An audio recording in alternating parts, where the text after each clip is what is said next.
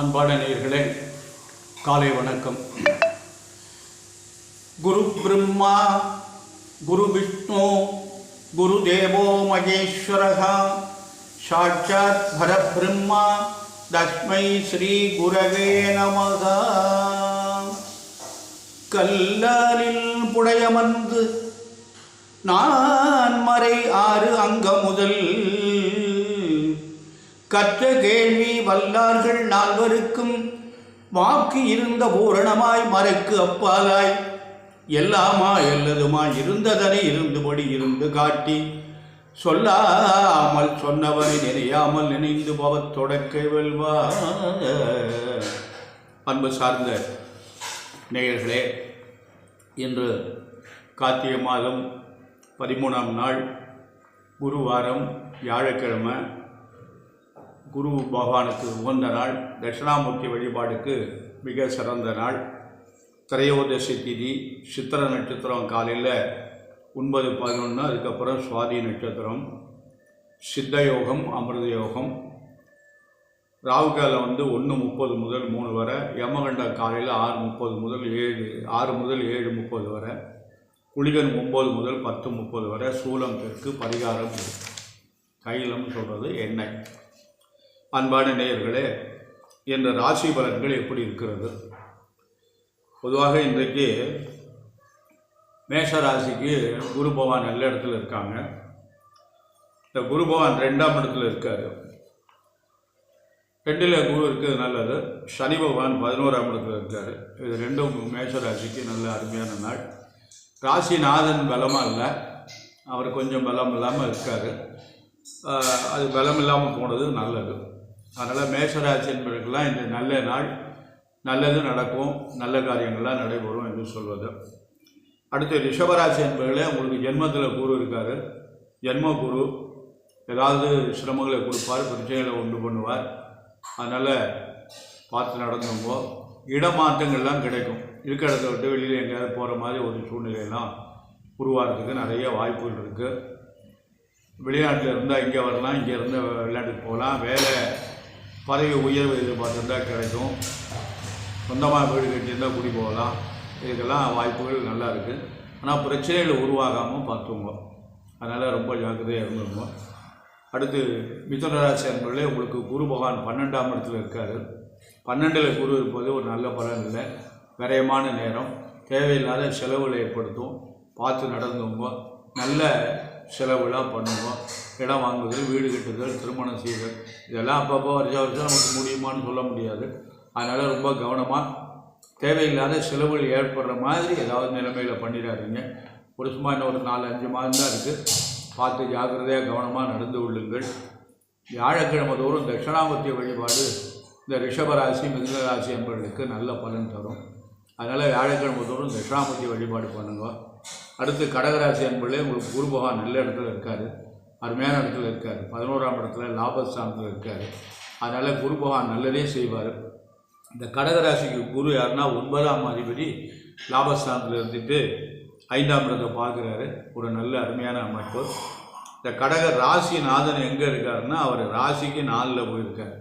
அது ஒரு சிறப்பு. அடுத்து சிம்ம ராசி என்பவர்களே, உங்களுக்கு குரு பகவான் பலமாக இல்லை. உங்களுக்கு எந்த கிரகமும் பலமாக இல்லை. சனி 7ல் இருக்குது, ராகு 8ல் இருக்குது. ரொம்ப ஜாக்கிரதையாக நடந்து கொள்ளுங்க. ஒரு 5 மாதம் கவனமாக நடந்து கொள்ளுங்க. 10ல் இருக்கார் குரு. பவுசை குறைப்பான். பவுசைன்னா நல்ல நிலைமையை குறைச்சி காட்டுவான். பார்த்து ஜாக்கிரதையாக நடந்து கொள்ளுங்கள். அதனால் நம்ம என்ன பண்ணணும்னா, ஏதாவது செஞ்சுட்டு குரு 10ஆம் இடத்துல இருக்குது, அதனால் நடக்கலைன்னு நம்ம குருவை குறை சொல்லிட்டு இருக்கக்கூடாது, செய்யக்கூடாது. பார்த்து கவனமாக நடந்து கொள்ளுங்கள். வருமுன் காப்போம். வரதுக்கு முன்னாடி நம்ம அணை போட்டுருவோம். அணை போட்டோம்னா வெள்ளம் அதிகமாக பாதிக்காது. அதனால் ரொம்ப ஜாக்கிரதையாக நடந்து கொள்ளுங்கள். அடுத்து கன்னிராசி என்பவர்களே, அருமையான நாள் உங்களுக்கு. கன்னிராசி என்பவர்களுக்கு 2 கிரகம் பலமாக இருக்கிறது. குரு பகவான் 9ல் இருக்கார், சனி பகவான் 6ஆம் இடத்துல இருக்கார். 6ல் சனி நல்ல யோகத்தை செய்யும். அதனால் உங்களுக்கு இந்த காலங்கள் நல்ல பலன்களெல்லாம் செய்யும். திருமணம் ஆகாத அன்பர்களுக்கு திருமணம் நடைபெறும். குழந்தை இல்லாத அன்பர்கள் குழந்தை ஏற்படும். தொழில் ஆரம்பிக்கலாம், வேலைக்கு முயற்சி பண்ணால் போகலாம், வெளிநாட்டுக்கு போகலாம். இந்த மாதிரி ஒரு நல்ல காரியங்கள் எல்லாம் செய்யலாம். ஏன்னா 2 கிரகங்கள் உங்களுக்கு பலமாக இருக்கிறது. அதனால் நல்லதே நடக்கும். கவனமாக நடந்து கொள்ளுங்கள், நிதானமாக செய்யுங்கள், நன்மை. அடுத்து துளாராசி என்பதில் உங்களுக்கு அஷ்டம குரு, 8ஆம் இடத்துல இருக்கார் குரு. அவர் வந்து எந்த காரியத்தையும் செய்ய விட மாட்டார். எதையும் புதுசாக செய்யாதீங்க. இப்போ என்ன பண்ணிட்டு இருக்கீங்களோ அதை அப்படியே பண்ணுங்க. ஒரு கடை வச்சுருக்கீங்களா, அந்த கடையை நல்லா கவனமாக நடத்துங்க. அது இன்னொரு கடை, அந்த வியாபாரம் நல்லா இருக்குது, இன்னொரு இடத்துல ஒரு கடையை போகணும் பண்ணாதீங்க. புதுசாக எதையும் செய்யாதீங்க. ரொம்ப கவனமாக ஜாக்கிரதையாக நடந்து கொள்ளுங்கள். அடுத்து வந்து உங்களுக்கு என்னென்னு கேட்டால், ராகு வந்து 6ல் இருக்கார். அது ஒரு மிகப்பெரிய சாதனை. 6ஆம் இடத்து ராகு உங்களை குறையில்லாமல் பார்த்து கொள்ளும். அதனால் நாம் கவனமாக நடந்து கொள்ள வேண்டும். விருச்சிக ராசி என்பவர்களே, உங்களுக்கு குரு பகவான் 7ஆம் இடத்துல இருக்கார், நல்ல இடத்துல இருக்கார், ராசியை பார்க்குறாரு. குருவுடைய பார்வையினால ராசி பலம் இருக்கிறது. ஆகவே நீங்கள் வந்து கவனமாக நடந்து விட்டீங்கன்னா விருச்சிக ராசி என்பவர்களுக்கெல்லாம் எல்லா காரியமும் நடைபெறும், நல்லது நடக்கும். தனுசு ராசி என்பதை நீங்கள் ஆற்றல் மிக்கவங்க, திறமையானவங்க. உங்களுக்கு 7 முடிஞ்சுது. இப்போ சனி பகவான் 3ஆம் இடத்துல இருக்கார், 3ல் சனி இருக்கார், 4ல் ராகு இருக்கார். இது ரெண்டும் பெரிய அமைப்பு. ஆனால் குரு 6ல் இருக்கார். ராசிநாதன் குரு போய் 6ஆம் இடத்துல இருக்கார். அதனால் உடல்நிலையே சற்று கவனம் தேவை. ஜாக்கிரதையாக கவனமாக நடந்து கொள்ளுங்கள். அதனால் உங்களுக்கு வந்து கிரகங்கள் 2 கிரகம் மிகப்பெரிய பலமான கிரகங்கள், சனி பகவானோ ராகு பகவானோ பலமாக இருக்கிறாங்க. நல்லதே நடக்கும், நல்லருள் கிடைக்கும். அடுத்து மகர ராசி என்பவர்களே, உங்களுக்கு 7னுடைய தாக்கம் இருக்கிறது. அதனால் பார்த்து கவனமாக நடந்து கொள்ளுங்கள். 7 சனி முடியும் நேரம், ஜாக்கிரதையாக நடந்து கொள்ளணும். ஆனால் குரு பகவான் உங்களுக்கு நல்ல பலமாக இருக்காது, 5ஆம் இடத்துல இருக்கார். சனி பகவான் வந்து உங்களுக்கு, ராகு பகவான் வந்து உங்களுக்கு 3ஆம் இடத்துல இருக்கார். இது ரெண்டும் மிகப்பெரிய அமைப்பு. 7 இருந்தாலும் இந்த 2 கிரகங்களும் உங்களுக்கு சாதகமாக இருக்கிறது. இருந்தாலும் கவனமாக, பொறுமையாக, நிதானமாக நடந்து கொள்ளுங்கள். அடுத்து கும்பராசி என்பவர்களே, இன்று உங்களுக்கு ஜென்ம சனி என்று சொல்வார்கள். அதனால் பார்த்து ஜாக்கிரதை நடந்துங்களும். உங்களுக்கு எந்த கிரகமும் நல்லா இல்லை, நல்ல முறையில் இல்லை. அதனால் ஜாக்கிரதை, நிதானம், பொறுமை தேவை. அடுத்தபடியாக மீனராசி என்பவர்களே, உங்களுக்கு குருவனுடைய பார்வை பிரமாதமாக இருக்குது. 9ஆம் இடத்தை பார்க்குறாரு குரு.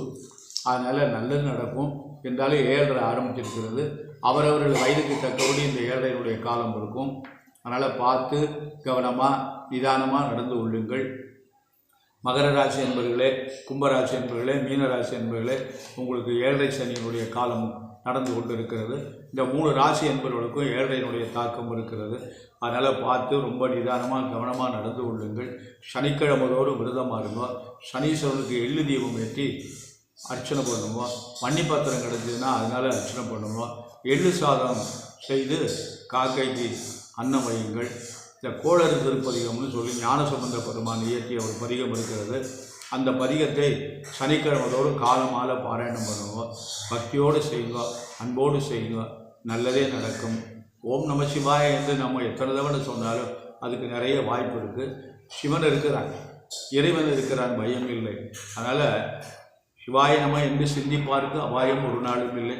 அதனால் சிவாய நம என்று சிந்தித்து ஒரு காரியத்தை நம்ம செய்வோம்னால் அபாயங்கள் எல்லாம் விலகி வரும் என்று அவை பிராட்டி சொல்லியிருக்காங்க. அதனால் இறை வழிபாடு தான் நமக்கு. எவ்வளவு கஷ்டங்கள் வந்தாலும் இறை வழிபாடு நம்ம அன்போடு பக்தியோடு நாம் செய்து கொண்டவை. ஆனால் அந்த இறை வழிபாடுனா நமக்கு இந்த 63 நாயன்மார்கள் எல்லாம் எவ்வளவோ கஷ்டப்பட்டுருக்காங்க. அவங்கெல்லாம் வந்து குறிப்பாக சுருக்கமாக சொல்லிடுறேன். அந்த சிவகங்கை பக்கத்தில் இளையாங்குடின்னு ஒரு ஊர் இருக்குது. அந்த ஊரில் இளையாங்குடி மாற நாயனார்னு ஒருத்தர் இருந்தார். அவர் பெரிய நிலக்கிழார். அவர் வர்றவங்களுக்கெல்லாம் அன்னதானம் பண்ணியே அந்த நிலங்களெல்லாம் விற்று எல்லாத்தையுமே விற்று அழித்து அன்னதானம் பண்ணிட்டு வந்திருக்காரு. முடிஞ்சு போச்சு, எல்லாமே முடிஞ்சு போச்சு, ஒன்றுமே இல்லை. ஒரே ஒரு வயல் மட்டும் இருக்குது. மழை நல்லா பெஞ்சிருக்கு. கொஞ்சம் விதை இருந்தது. இந்த விதையை நல்லா ஊற வச்சு பக்கமாக கொண்டு விதைச்சிட்டு வந்துட்டார். காலையில் வந்தால் ஒரு அடியார் வந்து பசிக்குது, அன்னம் வேணும்னு கேட்குறாரு. வீட்டில் இல்லத்தில் எதுவுமே கிடையாது, ஒன்றுமே இல்லை. என்ன பண்ணுறதுன்னு தெரியல. அப்படியே என்ன பண்ணார், மனைவிட்ட ஐயா நீங்கள் போய் குளிச்சுட்டு வாங்க, நாங்கள் அன்னம் தயார் பண்ணிடுறோம், சாப்பிட்லான்னு சொல்லிட்டாரு. ஒரு அண்ணன் மனைவியை கூப்பிட்டு இந்த சாரணத்தி கீரையை பறிச்சுன்னு வந்து, இந்த சாரணத்தி கீரை பருப்பு கீரைன்னு ஒன்று சொல்லுவோம், அது ரொம்ப பிரமாதமாக இருக்கும் சமையலுக்கு. அந்த கீரையை பறிச்சுன்னு வந்து நீ ஏதாவது உணவுக்கு துணையாக ஏதாவது செய்யி, நான் போய் வயலில் விதைச்ச நெல்லை பூரா அடிச்சுன்னு வரேன் அப்படின்னு சொல்லிவிட்டு அந்த விதைச்ச நெல்லை பூரா அடிச்சுன்னு வந்து பறையோட்டில் போட்டு வறுத்து குத்தி அரிசி ஆக்கி அந்த அரிசியை சாதமாக வடித்து அவருக்கு அமுது படைத்தார். வந்தது வேறு யாரும் இல்லை, இறைவன். உடனே பார்த்தார், அப்படியே அவரை சொர்க்கத்துக்கு கூட்டு போயிட்டார். எப்படி பாருங்க, ஏன்னா எல்லாத்தையும் தன்கிட்ட இருக்கிறத பூரா இறைவனுடைய அடியார்களுக்கே கொடுத்து ஏழையாக போயிட்டார். கடைசியில் விதைச்ச நெல்லையும் அரிச்சின்னு வந்து அன்னம் போடுறதுக்கு தயாராகிட்டார். அவருடைய அந்த கஷ்டப்பட்டார் வாழ்க்கையில். ஆனால் அவங்க 2 பேருடைய ஆன்மாவும் மரணமாகலை, சுடுகாட்டுக்கு போகலை, கொல்லி யாரும் வைக்கலை. அப்படியே எம்பெருமான் இறைவன் வந்து அவரோடய கூட்டின்னு போயிட்டார். கூட்டின்னு போய் இந்த 63 நாயன்மாரோட ஒரு இளையாங்குடி மான நாயனார் இருந்தவர். இதெல்லாம் நல்லா கொஞ்சம் படித்தா தான் இதெல்லாம் புரியும், கொஞ்சம் பாருங்கள். இதெல்லாம் எப்படின்னா, தர்மத்துக்கு ஈடு உலகத்தில் எதுவும் இல்லை, அதுவும் அன்னதானத்துக்கு ஈடு எதுவுமே இல்லை. பசித்தோர் முகம்பார், பசிக்கிறவங்களுக்கு தான் அன்னதானம் பண்ணணும். ஆடம்பரமாக இருக்கிறவங்களுக்கெல்லாம் அன்னதானம் பண்ணக்கூடாது. அன்னதானம் பண்ணுறேன்னு பிரமாதமாக பண்ணுறாங்க, வசதி படுத்தவங்களாம் சாப்பிட்றாங்க, இல்லாதவர்களுக்கு சாப்பிட மாட்டேங்கிறாங்க. அதனால் பசித்தோர் முகம் பார், நல்லறமும் நட்பும் நன்று என்று பட்டணத்தார் சொல்லியிருக்காரு.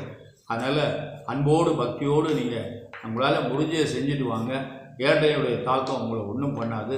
சனி பகவான் நீதிமான், தர்மவான், அவனுக்கு இட்ட கட்டளை தான் அவன் செய்வான். அதுலேருந்து நம்ம வெளியில் வந்துடுறான்.